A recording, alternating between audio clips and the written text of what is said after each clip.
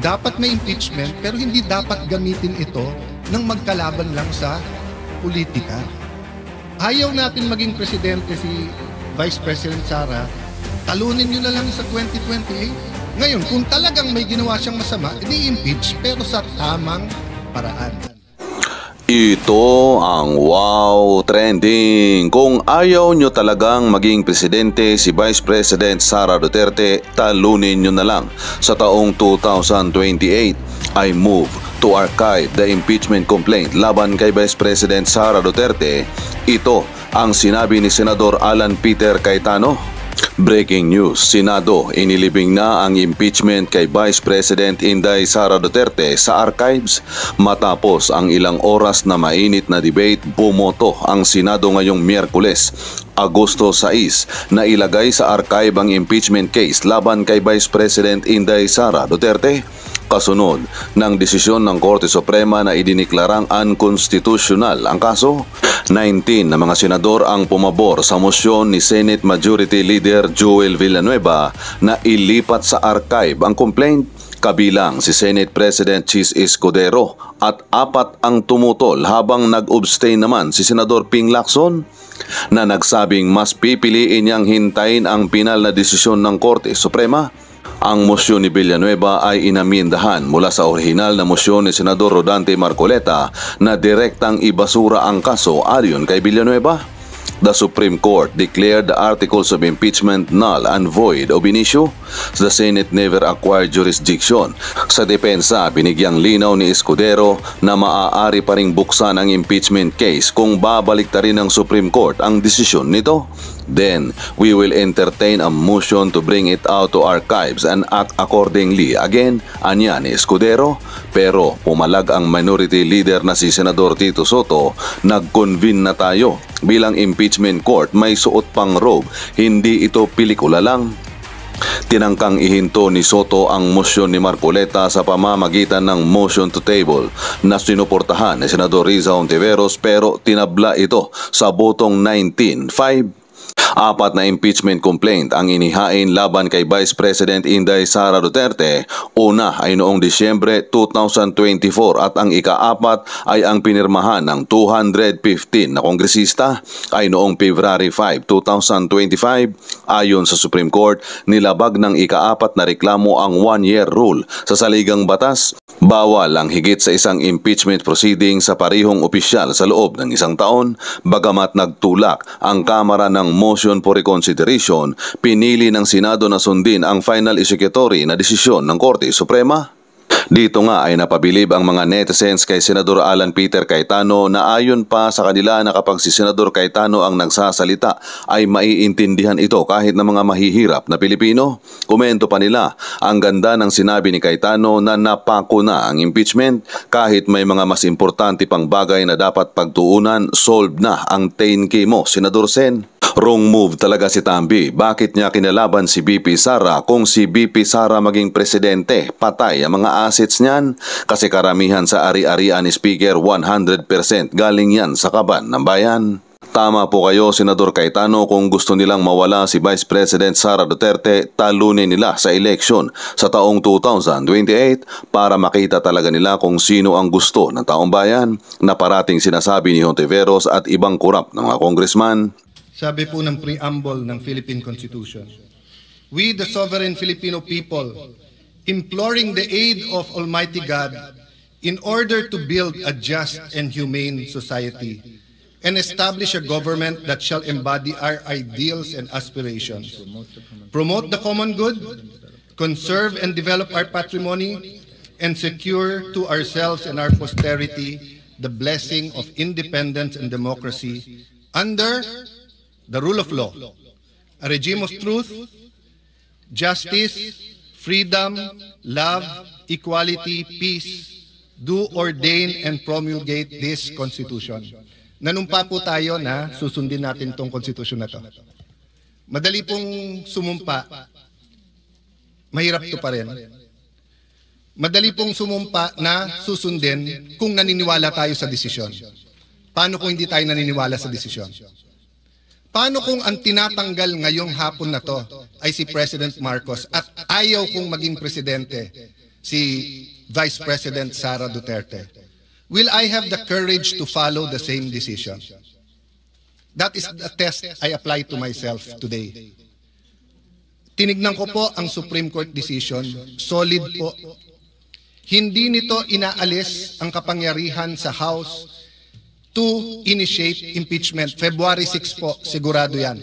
In fact, before February 6, may quadcom na, magiging glorieta na yan soon.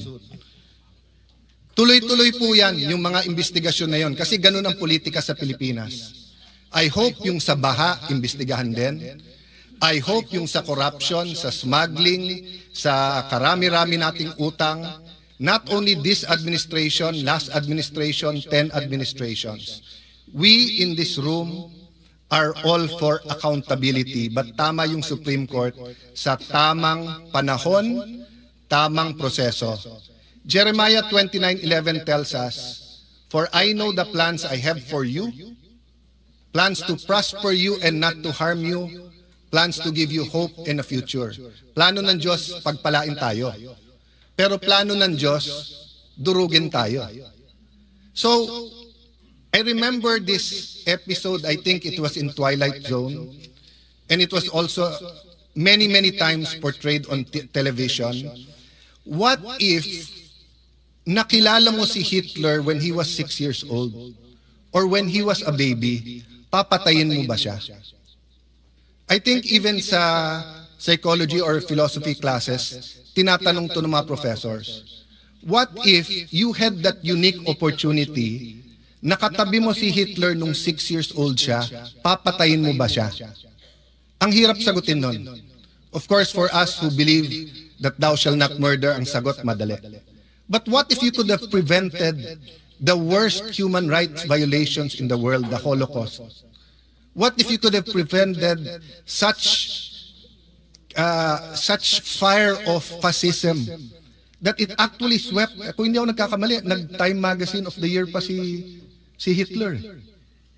I wonder what our answer is. But I know my answer here today. If you kill Hitler when you are 6 years old, if you justify the ends by the means, you will create more Hitlers. So if the Vice President is guilty, dapat po siya ay i-impeach. Pero sa tamang panahon at tamang proseso. Nagsalita ng Korte Suprema na mali ang proseso, mali ang panahon. But yun po, Mr. President, sana kung ano ang discussion since February 5 dito na nakatuon kay Vice President Sara Duterte, sana kung sino ang guilty sa mga baha, ganun din tayo. Hindi naman siguro si Sara ang gumawa ng mga baha. Sana po kung ano ang cause ng pagkabansot or stunting yung corruption, ganun din. Araw-araw talagang wag natin tantanan. Lastly, Mr. President, may I make an appeal to the media, our friends, the vloggers, yung iba nandito, political analysts, advocates, school deans, etc. Nakalagay kasi dito, we all agree on a regime of truth. Parati na lang ang vloggers ang nasasabihan na fake news. Alam nyo po, marami tayong political analyst ngayon. Di naman sila analyst eh. Ang ibig sabihin ng analyst provides objective, non-partisan, data-driven explanation of political events, systems, and trends. Ang ibig sabihin naman ng advocate champions a specific cause, policy, or interest group to influence public opinion and policy decisions in favor of their positions. Wala namang masama dun eh. So kung ikaw ay advocate, sabihin mo na lang. Pero mag-a-appear ka sa TV, magpapa-interview ka, sasabihin mo political analyst. Pero gusto mo lang, bata mo maging presidente, nililito mo pa ang tao eh. Ganon din po. Ilan beses kami binugbog dito nung iba na ang sabi, bawal daw ang isang senator judge na mag-move to dismiss. Pero sila din ngayon ang nagsasabi sa mga senator judge, mag-MR kayo sa Supreme Court. Saan ka kayo nakakita na hindi pwede mag-motion to dismiss? Judges dismisses cases because of no jurisdiction. Ang CA, 3 sila o 5. Hindi nyo lang nakikita sa publiko at hindi sila mag-move kasi sila lang nag-uusap. Ang Supreme Court, O, hindi ba dinismiss nila? Hindi ba sinabi nila no jurisdiction? Tayo kasi dito nag-usap sa hall na to. So natural, hindi naman pwedeng si Senator Batorni ay tumingin lang sa akin tapos maisip niya, dismiss, dismiss, dismiss. Walang manifestation dito na hindi sinasabi. My point, Mr. President, is that yung sinabi ni Mahatma Gandhi nangyayari na sa Pilipinas eh. Sabi ni Mahatma Gandhi, if it's an eye for an eye, the whole world will go blind. Let's make our stand. Ilang beses ko narinig dito sa hall na to, ang taong bayan, ang taong bayan, ang taong bayan. Eh, hindi ba naman lahat naman tayo halal ng taong bayan eh, di ba? Hindi ba pwedeng sabihin ko na lang ang opinion ni Alan Cayetano? Isa lang naman ako eh. Ang opinion ni Joel Villanueva. Ang opinion ni Mocha Uson, isa lang naman siya. Pero yung sabihin ko sa inyo, guys, ang opinion ng civil society, ang opinion ng masa, ang opinion ng taong bayan, dapat makonvict. Are we not overstepping and are we not confusing rather than enlightening our political processes? Yes, you might think this is a different Alan Cayetano from the impeachment of President Estrada, impeachment of President Arroyo, impeachment of yung hindi natuloy na impeachment kay CJ Davide, sa impeachment ni CJ Corona. But aren't we supposed to be wiser? At hindi ba tama naman yung sinabi ng Supreme Court? Dapat may impeachment pero hindi dapat gamitin ito ng magkalaban lang sa politika. Ayaw natin maging presidente si Vice President Sara, talunin nyo na lang sa 2028. Ngayon, kung talagang may ginawa siyang masama, edi impeach pero sa tamang paraan. I apologize if I'm emotional on this issue, but hindi tayo makawala eh. Ang daming mas importanteng issue, pero nakapako tayo sa issue na to. Thank you, dear colleagues, and thank you to the Filipino people for the opportunity to share my thoughts on this. So I vote for the motion of Senator Marcoleta.